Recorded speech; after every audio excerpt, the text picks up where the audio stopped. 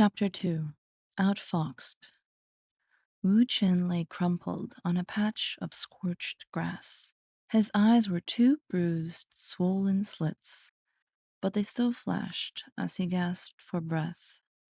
No more than 20 meters away, Tessa was pulling herself up, still beautiful despite her singed hair and the trickle of blood she wiped from her nose with the sleeve of her dress. Is that all you've got? The vixen spat a clot of blood into the dirt. A small, razor-sharp canine came with it. Yes, Wu Chen sighed. His dark eyes teared up as he watched a flock of wild geese pass overhead. He was feeling his age, more than 100 years old now. I don't understand it, but I cannot beat you. He sounded resigned, but inside he was seething. The half-herald hated Tessa and the fox spirit that possessed her, hated her cleverness, and he was disgusted at the chaos she sowed, undoing so easily all of Wu Chen's careful work of putting the world into order. Mostly he hated himself, for he could not deny that he found her beautiful and thought of her often, no matter how hard he tried to push her from his mind. Still, he could not understand how she had bested him. She had always been a strong and vicious fighter, but she had never been a match for Wu Chen. Now, it felt like she held his very soul in her fist. He was powerless to stop her. I think this might have something to do with it. Tessa laughed coyly, teasing a small jade pendant out of her sleeve and letting it catch the light. When he saw the pendant, Wu Chen let out an injured bellow and rolled violently on the ground. The agony came from his very essence. It was a pain he hadn't experienced since his master had taught him the cruel art of interrogation and the 5 elements of heavenly punishment. Wu Chen was pinned to the ground, writhing, paralyzed by anguish. A tormenting stone, but how? He managed before crying out in pain. He had never seen one and had assumed they were a myth. How could Tessa have gotten her hands on such a powerful piece of black magic? No wonder she had dominated him so thoroughly. With effort, the vixen stood up and made her way to the pinioned body of the half-herald. Her mismatched eyes showed no pity as she kicked him in the side. Yet even as she brutalized him, Wu Chen could not help but notice her long, muscular legs and dainty feet. The shame injured him almost as much as the bruising on his kidneys. It's no use playing dead, pretty boy, Tessa growled almost seductively. You're going to give me what I want. The prince is long gone. You're too late. He's half mad, likely injured, and deep in the castle dungeons by now, croaked Wu Chen. But you idiot, in the castle is exactly where I want him. Springing him from jail should be no problem. Maybe I'll arrange a little family reunion. Tessa let out a strange chirp, and there was a rustling at the edge of the burned out clearing. A young fox pup trotted out of the woods, his mouth full of dried leaves and a forest plum. She took the red fruit gently from the fox and then shoved it into Wu Chen's mouth. He looked like a roasted pig in the middle of a banquet. His eyes bulged, and the red juice ran down his cheeks, intermingling with the tears when Tessa next spoke. It's been too long since we've had a good civil war. The day before, when the countryside along the border of Zhangzhou and Yangzhou was still lush and not yet pockmarked with deep gashes and smoking craters, Wu Chen had been celebrating. He had, after months of searching, managed to track down the prince. The sorcerer had barely recognized the heir apparent to the Ikuria Empire. He was dressed in rags, begging along the edges of the market town's central bazaar. His mind was obviously disturbed, and he babbled to himself, frantic with fear as shoppers crossed the dusty road to avoid him. Still, the only question in Wu Chen's mind had been whether the apparent madness was an act. Was the prince just biding his time until he could retake the throne? Or had the last year of turmoil, every moment on the run, his entire family slaughtered at the hands of his brother, all his power and prestige stripped from him, soldiers hunting him, the noose inexorably closing around his neck, been too much to bear? It didn't matter.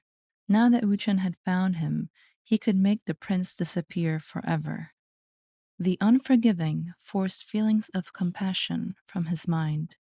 Wu Chen hated loose ends at the best of times, and these, with the prince widely seen as an impostor on the throne, and the true heir wandering free amongst his people, were not the best of times. If only this prince had seen the wisdom of his vision. But in not allowing the sorcerer to recruit from his lands, the prince had sealed his fate. It was unseemly, but sometimes the worst ruler was best in the long run, so long as they were malleable. Wu Chen looked down, his pity turning to disgust. Anyway, eliminating this wretched creature would be a mercy. What a coincidence!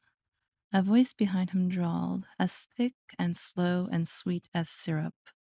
Wuchen started and reeled around.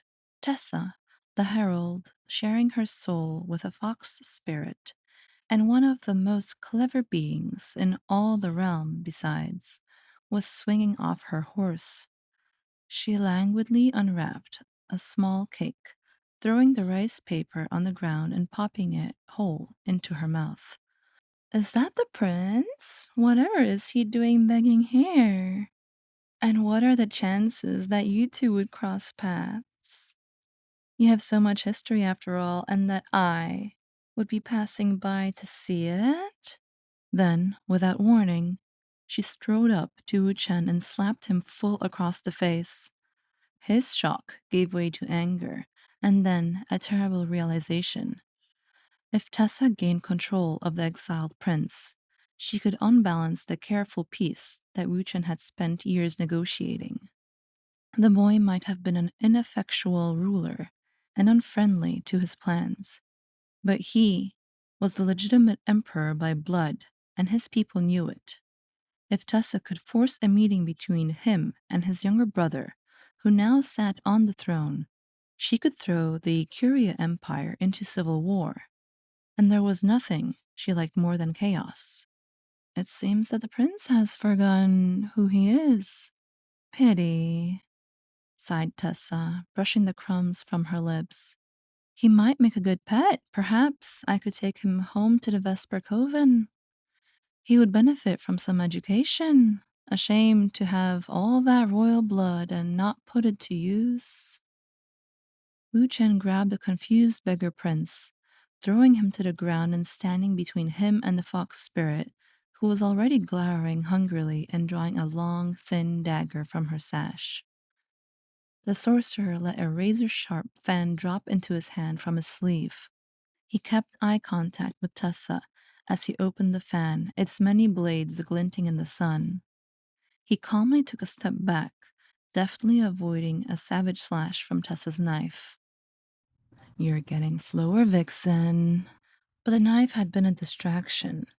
With her left hand, Tessa conjured a massive ball of foxfire. Wu Chen had less than a second to think.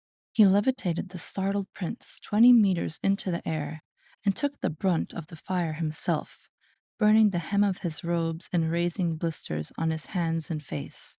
Tessa growled and rushed forward, her dagger held high over her head, her legs easily closing the distance between them in a few inhuman leaps. You fight more like a human every time we meet, Wu Chen. Pathetic. The half-herald deftly caught her blade in his fan, and with his free hand gently lowered the prince onto a soft patch of moss. At the same time, he leveled a savage kick at Tessa, planting his boot firmly on her sternum and sending her flying, through the air and onto her back. Wu Chen was briefly frozen. He was surprised at his own strength. Had he bested the fearsome fox so easily? Standing over her, the vixen lying panting beneath him on the grass, a kind of electricity passed between them. They both felt it, but in a moment he was running again, bearing down on her and ready to sever her head with his battle fan. But when he brought the fan down, it wasn't on the soft flesh of neck, but the hard steel of the vixen's dagger. The fox, Wu Chen now saw, was smiling, and she deftly sent his only weapon flying into the woods with one flick of her knife. Tessa threw her head back and laughed, a kind of frantic, chirping cackle, vicious and totally bestial. Wu Chen turned and ran for the cover of the woods in apparent retreat, but all the while he was focusing hard to conjure a powerful chi blade from his right hand. Tessa was not fooled. She chased close behind him, and before the sorcerer could even raise his hand, she smashed the chi blade with a magical sword of her own. Still, destroying the blade let out a final blast of chi energy that sent her reeling, and she again fell to her back. Impressive, Tessa purred, and seemed to mean it. Wu Chen approached her, ready to make peace. Embarrassed by his weakness and his unwillingness to kill the beautiful girl when he'd had the chance. But before he could speak, the wily fox was up again and punching. She landed her small but powerful fists directly in his eyes, blinding him. These were not normal punches. Wu Chen did not know that Tessa held the tormenting stone in her clenched fist. All he knew was the feeling of his vital energy bleeding from his very soul. Still, he managed to grapple with the fox, forcing Tessa's arm behind her back and pushing her face down into the dirt in front of him. He struggled to see through the tears and blood. "Do you surrender, fox?" he gasped. But the fox did not surrender. Instead, she snapped her powerful foot into Wu Chen's jaw, slamming his mouth closed and cleanly severing the tip of his tongue between his teeth. Tessa leapt at Wu Chen, gnashing viciously at the air while he rained fireballs all around them. Burning, bleeding, and crying out in pain, the two rolled together, leaving a despoiled path of destruction behind them. The prince, his mouth agape at the destruction the two had wrought, looked on in terror from his patch of moss. No one took any notice as he crawled to his feet and ran screaming into the forest. It was hours before the two realized the prince was gone. By then, they had collapsed, at first to catch their breath and then too exhausted to move, both watching the sun move across the sky. They had fought like this many times over the centuries, and would fight together many more. Still, this had been their most violent confrontation yet, and the first time Tessa had bested him so thoroughly. Finally, Wu Chen broke the silence. "I could do with a cup of tea." His words were slurred, thanks to his rapidly swelling tongue. He stood up and tried to brush the dirt from his robes with his one good arm. The other, broken in many places, lay limp at his side. For beings who measured the passage of time in millennia, the concepts like friend and enemy held little meaning. There was only destiny. Both Tessa and Wu Chen knew that one day one would have to destroy the other, but that day was not today. They could walk this part of their paths together. He turned to Tessa and gestured towards the forest. "This way." Tessa crawled to her feet, and wincing with every step, fell in line behind him, both slowly, painfully following the prince's footprints. The vixen reached out and delicately stroked along Wu Chen's back. "Where did you learn to fight like that?" she asked, laughing. "And that she-blade, that was something. Did my mother teach you that?" Tessa had noticed the way his shoulder muscles stiffened under her hand. Wu Chen wished, despite himself, that she would never stop touching him. But at the mention of her mother, the spell was broken and the sorcerer's face darkened. He turned on Tessa, his eyes flashing with rage, her hand still on his shoulder. Listen to me, Fox. You can keep the prince. Maybe you're right. Maybe he would make a good pet. But if he sets one foot outside the Vesper Coven, if you think you can use him to upset my plans, then I swear on your mother that I will destroy you both. Ooh, that sounds like fun, snarled the vixen, and to his horror, he felt a little thrill at the growl in her voice.